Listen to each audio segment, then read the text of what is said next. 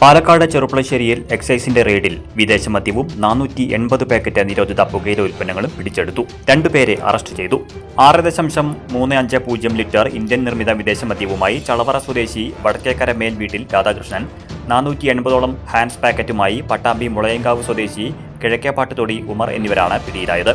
നിരവധി അബ്കാരി കേസുകളിൽ മുൻപും പ്രതിയായിട്ടുള്ള രാധാകൃഷ്ണനെ ഒറ്റപ്പാലം കോടതിയിൽ ഹാജരാക്കി റിമാൻഡ് ചെയ്തു. ഹാൻസ് പിടികൂടിയ ഉമറിനെതിരെ കോട്ട്പ നിയമപ്രകാരം കേസെടുത്തിട്ടുണ്ട്. എക്സൈസ് ഇൻസ്പെക്ടർമാരായ അബ്ദുൾ നാസർ, രാജേഷ് കുമാർ എന്നിവരുടെ നേതൃത്വത്തിലായിരുന്നു പരിശോധന.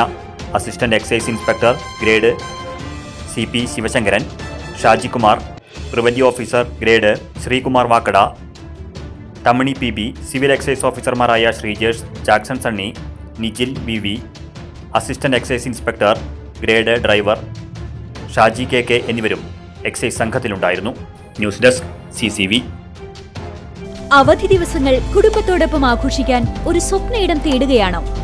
ഗ്രാമീണതയുടെ സൗന്ദര്യവും ആധുനിക സൗകര്യങ്ങളും ഒരുമിച്ച് ചേരുന്ന ആനമല ഹോം സ്റ്റേസിലേക്ക് സ്വാഗതം. തനത് കൈത്തറി വസ്ത്രങ്ങൾ നെയ്യുന്ന നെയ്ത്ത് കേന്ദ്രവും ഇവിടെ സന്ദർശിക്കാം. പ്രകൃതിയോടിണങ്ങി മനസ്സ് നിറഞ്ഞ് ആഘോഷിക്കാൻ ആനമല ഹോം സ്റ്റേസിലേക്ക് വരൂ. കൂടുതൽ വിവരങ്ങൾക്കായി വിളിക്കൂ 9035290919.